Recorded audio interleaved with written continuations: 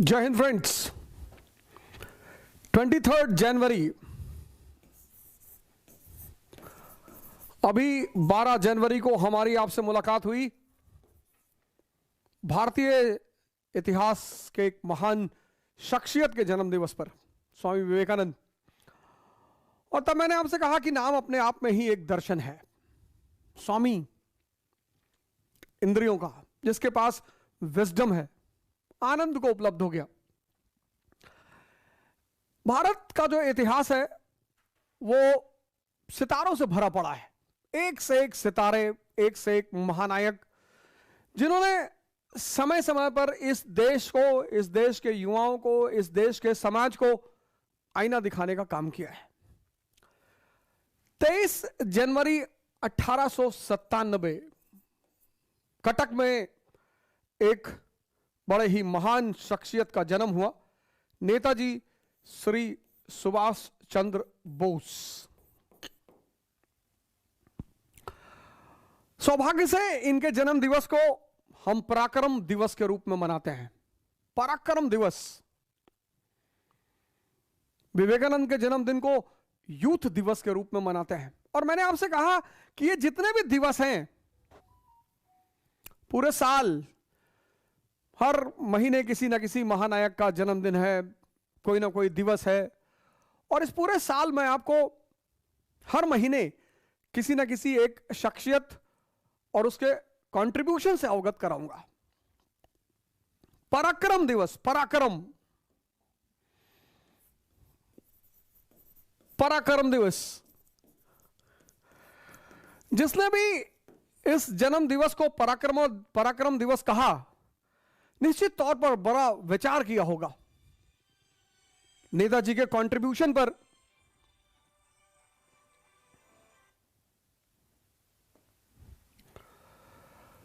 नेताजी के कंट्रीब्यूशन पर बड़ा ही विचार किया होगा। अगर हम इतिहास के स्तर पर देखें, मॉडर्न हिस्ट्री, तो शायद पूरा महीना कम पड़ जाए नेताजी पर चर्चा करने की, पूरा महीना। लेकिन मैं आपसे बार बार कहता हूं कि हर दिवस को किसी ना किसी उद्देश्य से मनाया जाता है। उद्देश्य यह है कि उस व्यक्तित्व से हम क्या ले सकते हैं, उस व्यक्तित्व से हम क्या सीख सकते हैं। वो व्यक्तित्व हमारे लिए एक आईना बन सकता है।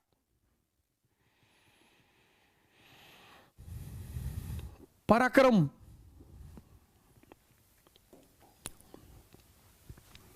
गुलामी के उस दौर में आजाद मानसिकता के साथ पैदा होना ही अपने आप में एक क्रांति थी। 20वीं शताब्दी, 19वीं शताब्दी के लास्ट फेज में उनका जन्म हुआ 1897। 20वीं शताब्दी में वो युवा हुए। और मैंने कहा कि गुलामी के उस दौर में क्रांतिकारी विचारधारा रखना। ऑयटन एपिसोड शिक्षक हुआ करते थे नेताजी के। हालांकि शिक्षक को भारत की परंपरा ने गुरु का दर्जा दिया है।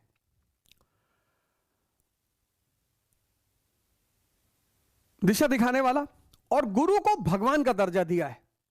यह बात एकदम अलग होनी चाहिए।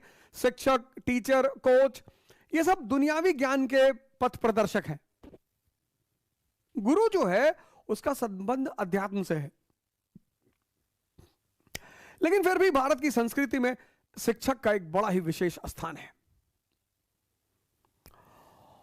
और टीचर होने के लिए बड़ी सारी मान्यताओं से ऊपर उठना पड़ता है। सौभाग्य से मैं टीचर नहीं बना, कोच। पर कोच बनने में जब इतनी जिम्मेदारियों का वहन करना पड़ता है, टीचर, और टीचर को बड़ी सारी मान्यताओं से ऊपर होना पड़ता है। वो जातिवादी नहीं हो सकता, वो क्षेत्रवादी नहीं हो सकता, वो संप्रदायवादी नहीं हो ही नहीं सकता। मैंने बहुत सारे अवसरों पर क्लास में कहा कि जब आप मुझसे मिलने आए तो कुछ चीजें मुझसे कभी ना बताएं। अपनी जाति ना बताएं, क्षेत्र ना बताएं, आपके पिताजी क्या करते हैं ये ना बताएं। मेरा काम है आपको पढ़ाना। मेरा काम है जो मुझे आता है वो आपको बताना। शिक्षक के ऊपर इन सब चीजों का कोई प्रभाव नहीं पड़ता। और अगर शिक्षक किसी भी स्तर पर बायस होता है तो वो शिक्षक की गरिमा को खो देता है। मिस्टर ऑयटन भारतीय संस्कृति का मजाक उड़ाया करते थे स्कूल में। स्कूल के लड़कों ने पीट दिया, इंक्वायरी कमेटी बैठी। अब इंक्वायरी कमेटी बैठी तो सुभाष चंद्र बोस जी का नाम आया, रेस्टिकेट हुए। हालांकि चूंकि परिवार एक संभ्रांत परिवार था, शक्तिशाली परिवार था, तो किसी तरह से इस मामले को रफा दफा किया गया। लेकिन संस्कृति के लिए आवाज उठाना,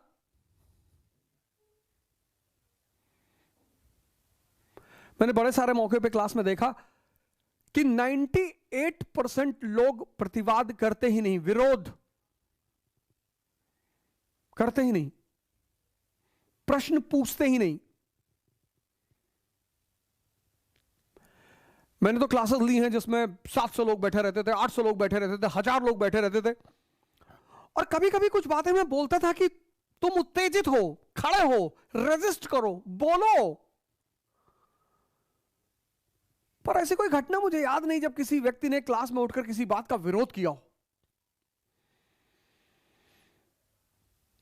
गुलामी के उस दौर में अंग्रेजी शिक्षक का विरोध करना, अपने कैरियर को दांव पे लगाना पराक्रम है।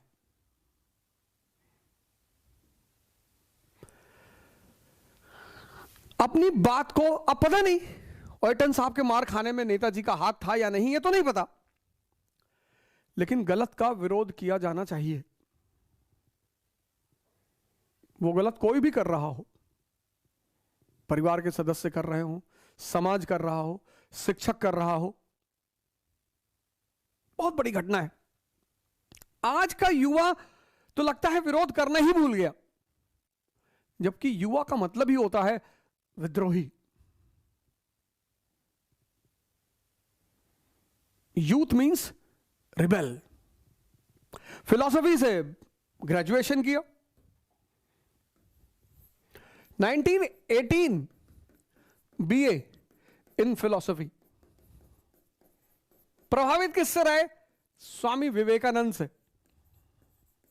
स्वामी विवेकानंद और उनके गुरु रामकृष्ण परमहंस। मैं बार बार जब भी कभी हमारी आपकी मुलाकात होती है तो मैं घूम घुमाकर कहीं ना कहीं अध्यात्म पर आ ही जाता हूं,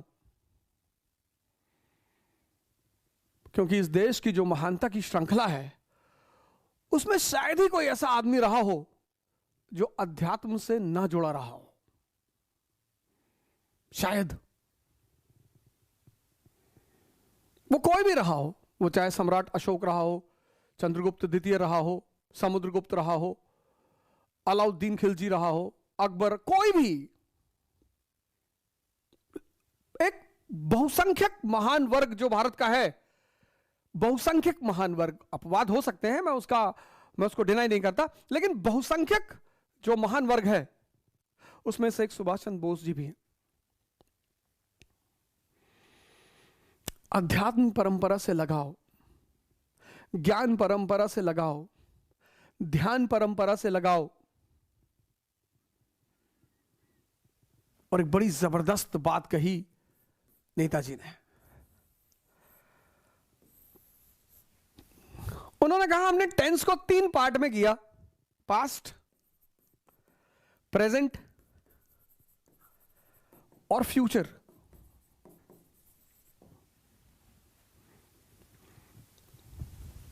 बड़ी प्यारी बात। ग्रामर से अध्यात्म को जोड़ दिया। इंग्लिश ग्रामर, पास्ट, आप यहां से सिर्फ सीख सकते हो, उस पर सोच नहीं सकते, सिर्फ सीख सकते हो, सिर्फ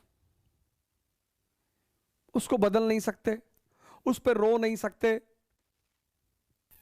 और अगर उसे निरंतर याद करते हो तो तुम्हारा प्रेजेंट क्या वर्ड है? प्रेजेंट, प्रेजेंट का एक मतलब गिफ्ट भी होता है।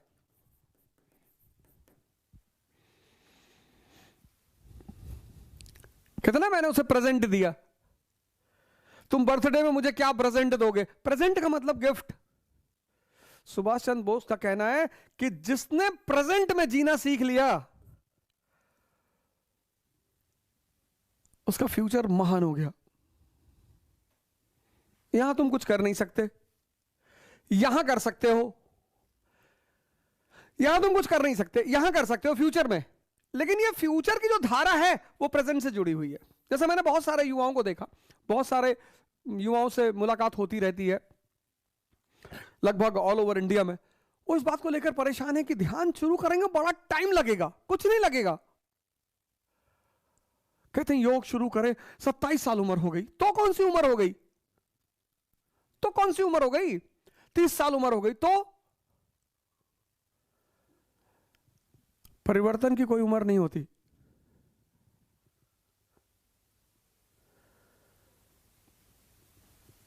परिवर्तन की कोई उम्र नहीं होती। और पूरा जीवन तुम्हारा मन पर चलता है। पूरा मन को बाहर कर दो, जीवन खत्म। तुम्हारा पूरा जीवन लाइफ का एक एक पल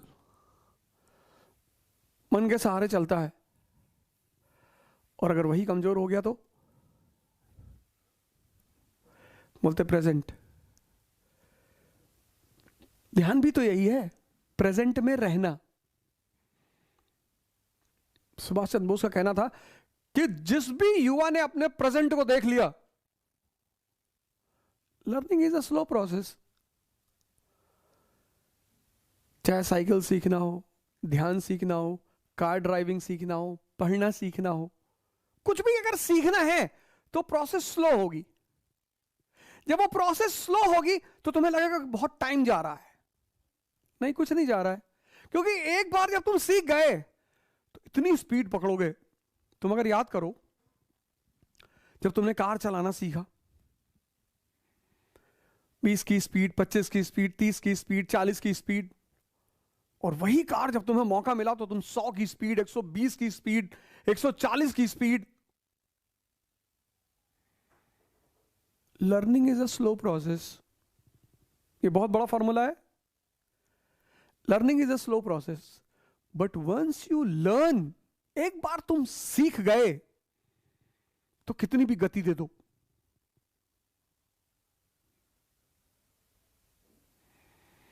बहुत बड़ा फॉर्मूला है ये, कि एक बार तुम सीख गए तो तुम कितनी भी गति दे दो, फिर तो तुम्हारे ऊपर। एक बार तुम्हारा मन तुम्हारे बस में है तो तुम 10 घंटे पढ़ो, 15 पढ़ो, पर अगर वो तुम्हारे बस में नहीं है तो 1 घंटा पढ़ना मुश्किल है।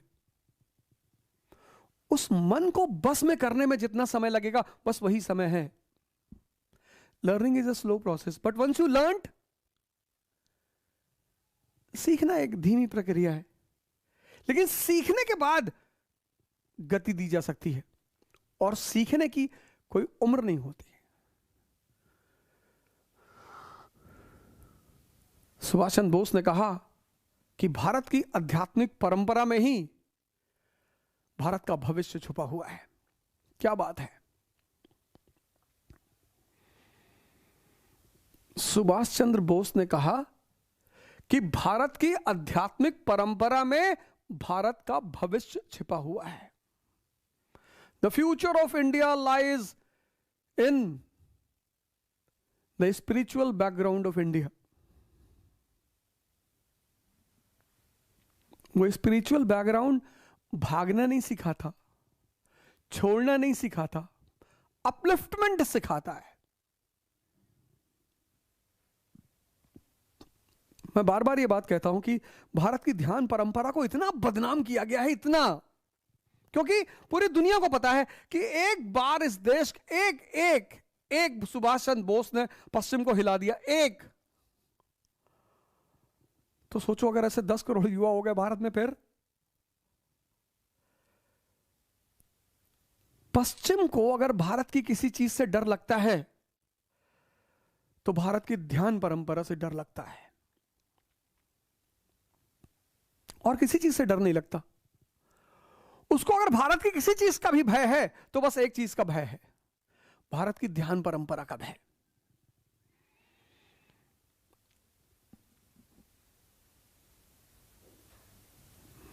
दूसरी सबसे बड़ी बात जो तुम सुभाष चंद्र बोस से एक और चीज ले सकते हो, तीसरी चीज, the love for mother and Motherland.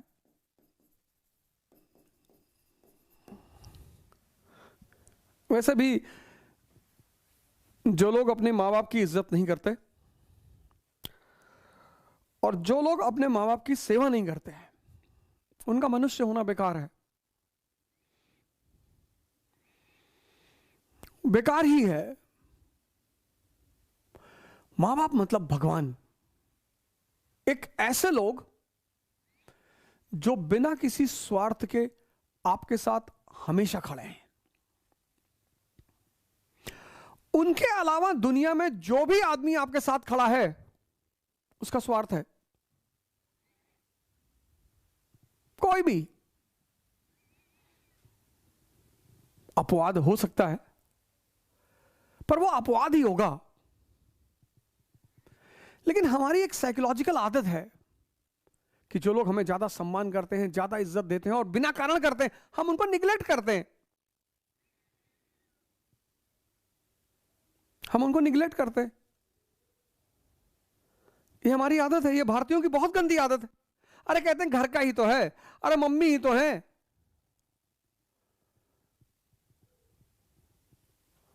एक दिन गांधी जी ने बड़ी अच्छी जीवनी लिखी, जीवनी की टाइटल लिखी, माय एक्सपेरिमेंट्स विथ ट्रुथ। और मुझे लगता है कि जीवन में हर व्यक्ति को एक्सपेरिमेंट्स करते ही रहने चाहिए। कभी एक दिन झूठ मूठ का नाटक ही कर दो कि पापा ने घर से भगा दिया, पैसा नहीं है मेरे पास, अब मैं कहां जाऊं। फिर देखो तुम्हारे साथ कितने लोग हैं। मां बाप यानी भगवान। और नेताजी अपने मां के प्रभाव में बहुत ज्यादा थे। उन्हें कहानियां सुनाती थी, ऐतिहासिक महाभारत की कहानियां, रामायण की कहानियां, भारत के महानायकों की कहानियां। मां से बड़ा जुड़ाव था।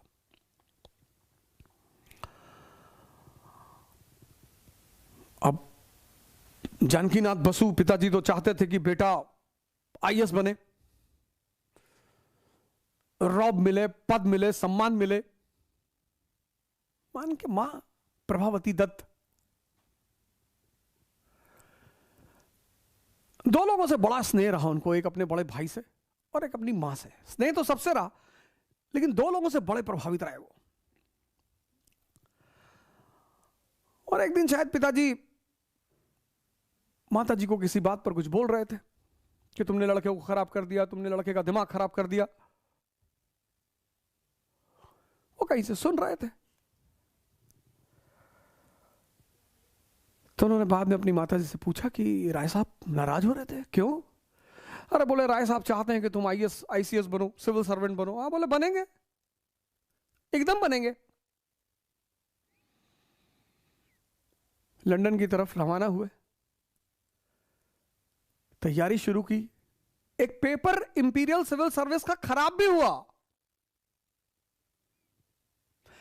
एक पेपर इंपीरियल सिविल सर्विस का खराब हो गया, 100 नंबर का पेपर,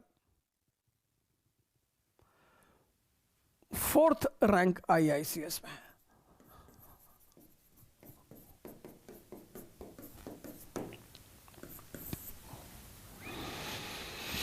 (1920) 1920 4th रैंक। एक कहानी बड़ी प्रचलित है उनके इंटरव्यू को लेकर, बड़ी प्रचलित है। मैंने कई बार उस कहानी का उल्लेख भी किया है कि जब वो इंटरव्यू देने गए तो बोर्ड मेंबर ने कहा कि mister Bose you are comfortable in which language. बोले सर आप अपनी लैंग्वेज बताओ।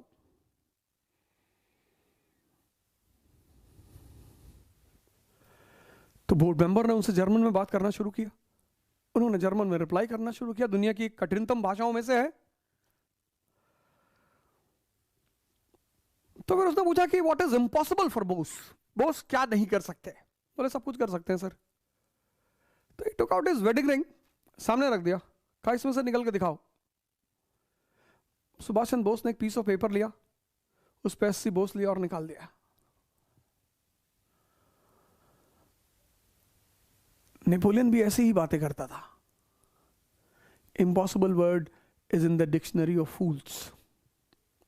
और ये जो एक्स्ट्रा क्वालिटीज आपके व्यक्तित्व में पैदा होती हैं, ये कहीं से नहीं आती, ये आपके अंदर भी हैं। एक होता है मन द्वारा संचालन, एक होता है विवेक, विजडम। बहुत सारे लोग मुझसे पूछते हैं कि आप बार बार साहब कहते हो ध्यान करो ध्यान करो, ध्यान से क्या पैदा होता है? ध्यान से विजडम पैदा होता है।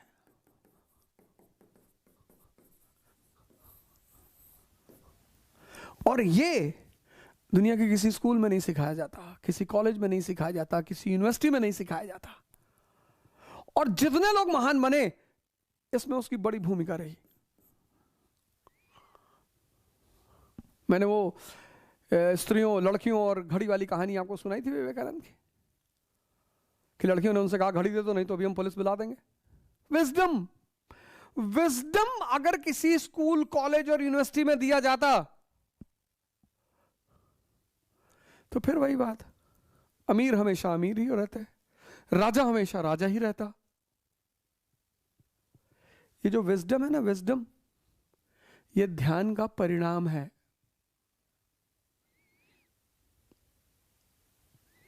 स्कूल, कॉलेज, यूनिवर्सिटी ये तुम्हें इंफॉर्मेशन दे सकते हैं, विजडम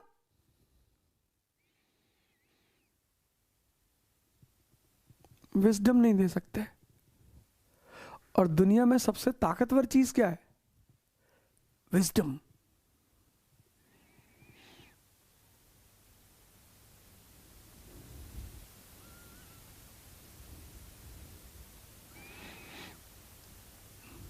विजडम।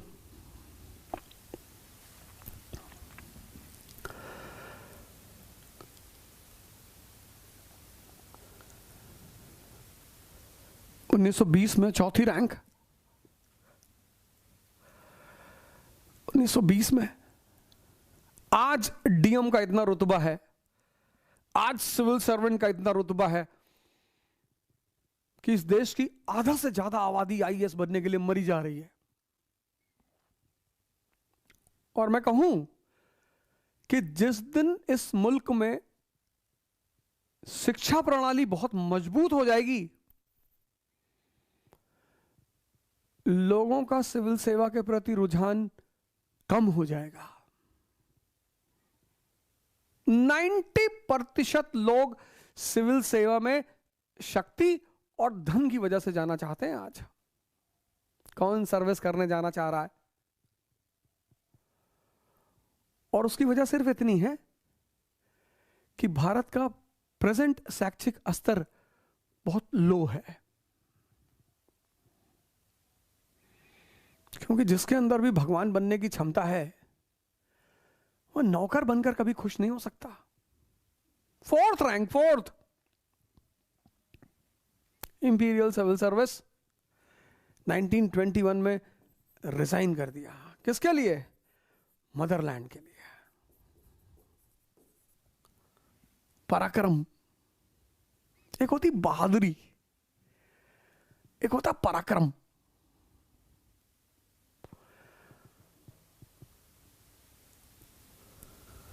पराक्रम दिवस, यहां से कहानी शुरू हुई थी। पराक्रम दिवस,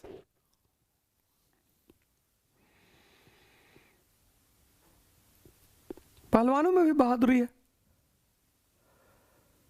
पराक्रम एक बहुत बड़ी उद्देश्य के लिए किया गया त्याग, सबके बस की बात नहीं है। पराक्रम, बहादुरी मतलब शेर से लड़का उठा के पटक दिया शेर को, वो पराक्रम नहीं है। पराक्रम मतलब एक बहुत विशाल उद्देश्य के लिए किया गया त्याग।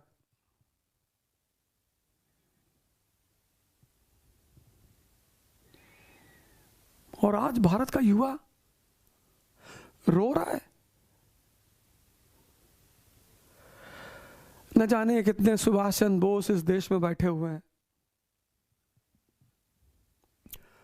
उनको जरूरत किसकी है? शारीरिक और मानसिक ताकत की, जिससे उनके अंदर पराक्रम पैदा हो सके, जिससे वो बड़े बड़े उद्देश्यों के लिए त्याग कर सके छोटी छोटी चीजों का। पराक्रम, क्या वर्ड रखा गया उनके बर्थडे पर, पराक्रम दिवस। क्या शब्द का चयन किया गया, पराक्रम दिवस। बहादुरी नहीं, पराक्रम। महान उद्देश्य के लिए किया गया त्याग। ये मां की भी इज्जत रखी, मातृभूमि की भी इज्जत रखी। नेशनल एजुकेशन का जो प्रोग्राम चलाया गांधी जी ने एनसीएम में, नॉन कोऑपरेशन मूवमेंट में, तो नेशनल कॉलेज के प्रिंसिपल बने सुभाष चंद्र बोस। गांधी जी से मतभेद रहे, मनभेद कभी नहीं रहा, कभी नहीं रहा। बड़ी उटपटांग कहानियां फैलाई गई हैं गांधी जी और सुभाष चंद्र बोस जी के बारे में। बहुत पैट्रियट ऑफ द पैट्रियट्स कहा उन्होंने गांधी जी को। बड़ी उल्टी सीधी कहानियां उनके बारे में, बोस जी के बारे में और गांधी जी के बारे में फैलाई गई। अब जब हमारे यहां ऐसे लोग गांधी जी के बारे में पढ़ाएंगे जो गांधी को बदतमीज बोलेंगे और गाली देंगे,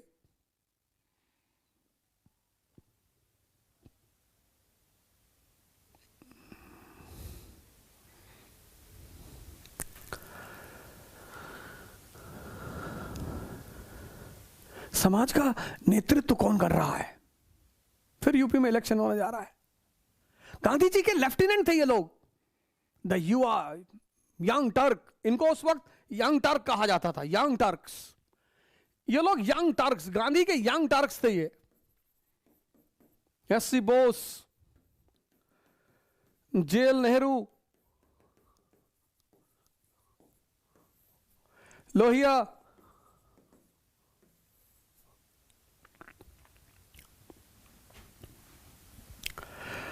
जयप्रकाश नारायण, ये सब गांधी के यंग टर्क्स थे।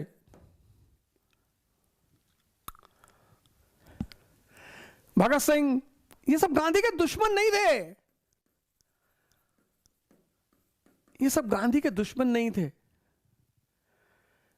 ये सब गांधी के यंग टर्क्स थे। टर्क्स लड़ाकू कौम है ना, तो यहां टर्क मतलब लड़ाकू।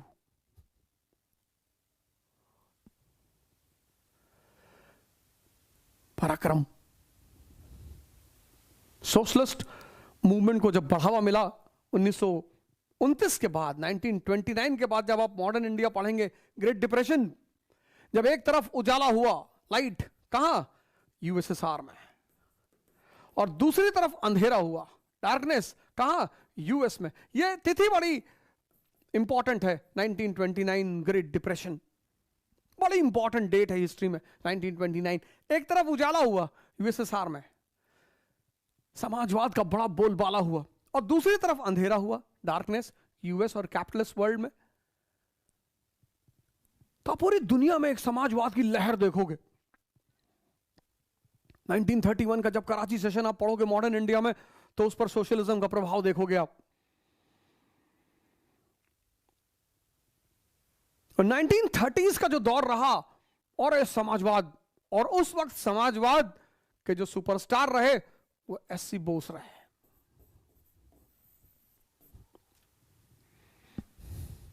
गांधी जी से मतभेद हुआ 1939 में कोर्स ऑफ एक्शन को लेकर। 1939 में जब सेकेंड वर्ल्ड वॉर शुरू हुआ, तो ब्रिटिश गवर्नमेंट ने कहा कि India is on the side of Britain and is committed to fight for the independence of Poland.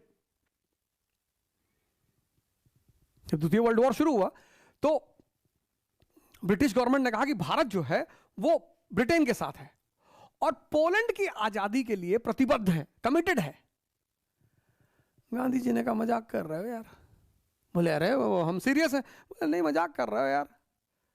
एक गुलाम राष्ट्र दूसरे गुलाम की आजादी के लिए कैसे लड़ सकता है? और अगर तुम आजादी को इतना ही महत्व देते हो तो हमें भी आजाद कर दो। बात सही कही उन्होंने। कि अगर तुम्हारी नजर में आजादी का इतना महत्व है तो हमें भी आजाद कर दो। और फिर ब्रिटिश पार्लियामेंटेरियन है जेटलैंड, कहता है Congress is a Hindu organisation. तो एक तरफ तो तुम हमारी बात नहीं समझ रहे हो और दूसरी तरफ फिर डिवाइड एंड रूल का नारा खेल रहे हो, गेम खेल रहे हो। तो कांग्रेस की जो मिनिस्ट्रीज थी 8 प्रोविंसेस में, सबने रिजाइन कर दिया। जब रिजाइन कर दिया तो यह हुआ कि अब कोर्स ऑफ एक्शन क्या होगा। तो बोस जी ने कहा हम 6 महीने का टाइम देंगे सरकार को, और अगर ब्रिटेन ने हमें आजाद नहीं किया तो रिबेलियन। गांधी जी ने कहा नहीं, हम वेट और वॉच करेंगे। बोस ने कहा हम 6 महीने का टाइम देगा और नहीं तो विद्रोह। गांधी जी ने कहा नहीं नहीं, वेट और वॉच, जब सही समय आएगा तब हम आक्रमण करेंगे। थोड़ा सा उत्तेजित हुए बोस।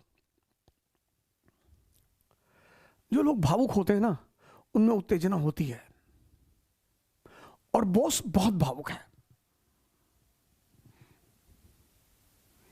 और भावुकता एक कमजोरी है। भावुकता और उत्तेजना का बड़ा गहरा संबंध है।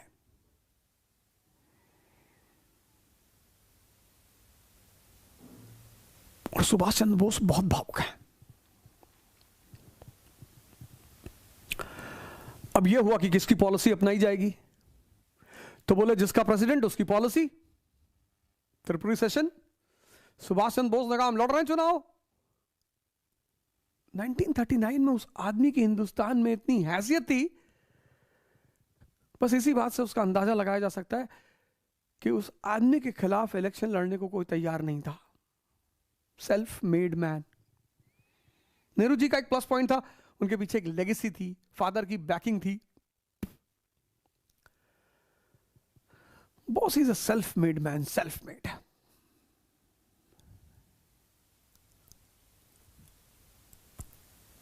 लेकिन भावुक है।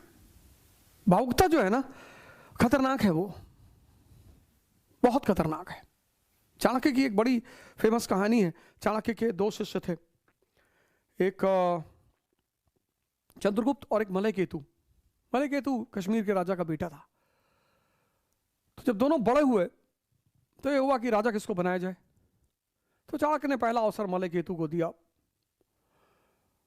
चंद्रगुप्त के गले में एक गले के नाप की माला डाली, और चंद्रगुप्त एक दिन जब सो रहा था तो उन्होंने मलय केतु को बुलाया और कहा कि सुनो, माला निकाल के लाओ इसके गले से। शर्त यह है कि माला टूटे नहीं और लड़का जागे नहीं। और माला पूरे गले की नाप की। मलय केतु गया, देखता रहा, लौट कर आया, बोला गुरुदेव ना हो पाएगा, या तो माला टूटेगी या लड़का जागेगा। बोले कोई बात नहीं, जाओ। फिर 6-7 महीना बीता, उन्होंने गले की साइज की माला पहनाई मलय केतु को। और फिर एक दिन चंद्रगुप्त से कहा कि शर्त वही है, न लड़का जागे न माला टूटे। चंद्रगुप्त ने जाके देखा, तलवार उठाई, मारा, मलय केतु की गर्दन उड़ गई। चाणक्य ने कहा बस इसमें यही एक कमी बची थी, ये भावुक था। भावुकता एक कमजोरी है, उससे उत्तेजना पैदा होती है, और उत्तेजना गलती कराती है। ये तीनों जुड़े हुए हैं। भावुकता उत्तेजना पैदा करती है, उत्तेजना से गलती होती है।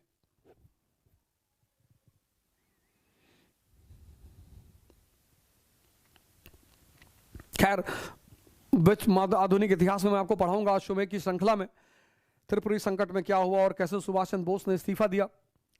बंगाल पहुंचे, बंगाल में उन्होंने फॉरवर्ड ब्लॉक का गठन किया, और फिर Forward Bloc retaliation day organise किया, और उन्हें कांग्रेस से निष्कासित किया गया, सस्पेंड किया गया, डिसिप्लिनरी एक्शन के तहत उन्हें सस्पेंड किया गया। और फिर 1941 में ओब्लांगो मोसेटा के नाम से उन्होंने देश को छोड़ दिया कि नहीं नहीं, नहीं, हम वेट नहीं करेंगे, हम तो लड़ेंगे, पराक्रम।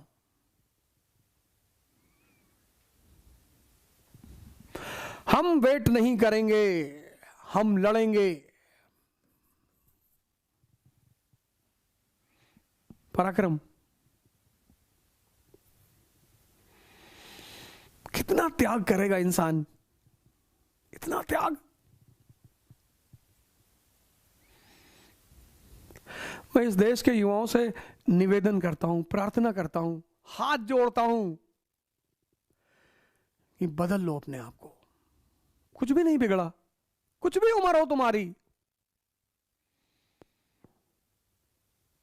शेर शाह सूरी 65 साल में हिंदुस्तान का शहंशाह बना।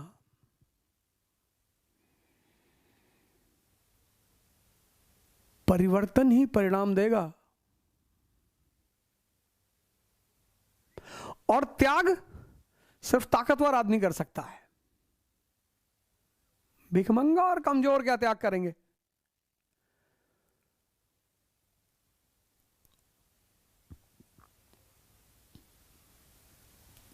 INA, Indian national army, Germany पहुंचे, पहले इंडियन लीजन का गठन किया, जय हिंद का नारा दिया, फ्री इंडिया सेंटर बनाया। इतना एक्टिव आदमी, देश के लिए इतना जुनून। वहां से निकले, सिंगापुर पहुंचे, जापान से मदद लिया। मोहन सिंह आईएनए ऑलरेडी बना चुके थे। हांगकांग कन्वेंशन में आईएनए का कमांड सुभाष चंद्र बोस जी को मिला। और ये आईएनए नहीं होती ना सर, तो बहुत मारते कांग्रेस के लोगों को, बहुत। तुम कहीं लड़ाई करने गए हो और तुम्हें पता है कि पीछे से तुम्हारे घर वाले आ रहे हैं राइफल और बम लेके, तो तुम्हारा उत्साह बना रहेगा। ये जो क्विट इंडिया मूवमेंट है ना, इसको मॉरल सपोर्ट कहां से मिल रहा था? यहां से, कि हमारे पीछे भी हमारे भाई लड़ने के लिए तैयार हैं। तुम मुझे खून दो, मैं तुम्हें आजादी दूंगा।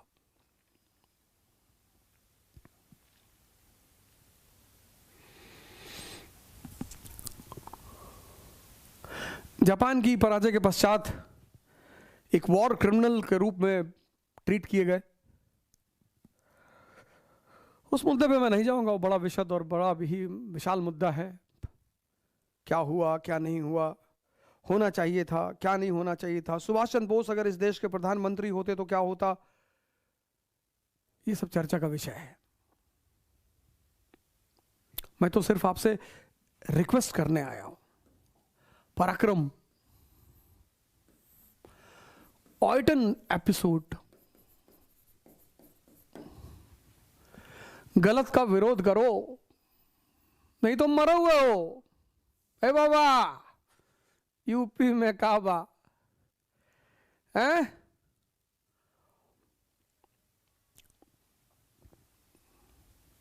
यूपी में सब्बा। एक आदमी पूछ रहा यूपी में काबा, एक कह रहा यूपी में सब्बा। वो सब एक अलग अलग बात है। ऑयटन एपिसोड, अध्यात्म, स्पिरिचुअलिज्म, ये हमारी संस्कृति का एक अहम हिस्सा है। प्रेजेंट, प्रेजेंट यानी गिफ्ट। अभी सुधार लो अपना, आज सुधार लो, आज फ्यूचर बहुत अच्छा होगा। पास्ट से सीख लो, आज सुधार लो, आज। एक एक दिन मजबूत होते चले जाओगे तो कल तो मजबूत ही रहोगे ना। सिंपल सी बात है। आज तुमने प्राणायाम किया, आज तुमने योगा किया, आज मजबूत हुए ना, तो कल तो मजबूत रहोगे ही। फिर कल तुमने वही चीज जारी रखी, परसों मजबूत रहोगे। फिर तुमने वही चीज जारी रखी, नरसों मजबूत रहोगे। आज मजबूत कर लो, आज ध्यान पैदा कर लो, योग पैदा कर लो।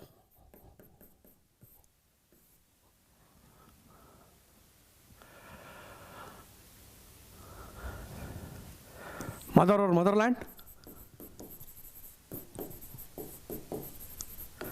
सर हमारी माता जी तो आज भी कूट देती हैं हमें। आज भी मैं उनसे करीब 4-5 फुट की दूरी पे ही बात करता हूं, कुछ भी उठा के मार देंगी। बुढ़ापे का सबसे बड़ा मजा जानते क्या है?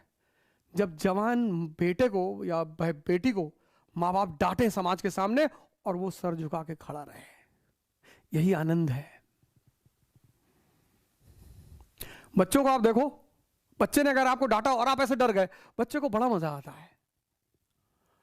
बच्चा अगर आपको डरा और आप डर गए, बच्चे को बड़ा मजा आता है। ऐसे बुढ़ों को भी बड़ा मजा आता है। जैसे आपके माँ बाप बुजुर्ग हैं, आप आईएएस हैं, और पब्लिकली आपके पिताजी ने आपको डांटा और आप हाथ जोड़ लिए कि बाबूजी गलती हो गई। उस आदमी की उम्र 10 साल बढ़ गई।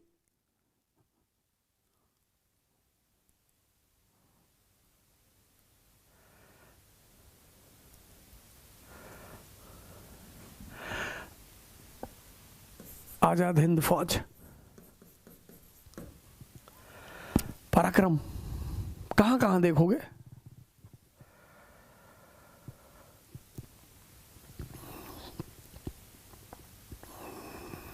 23 जनवरी पराक्रम दिवस।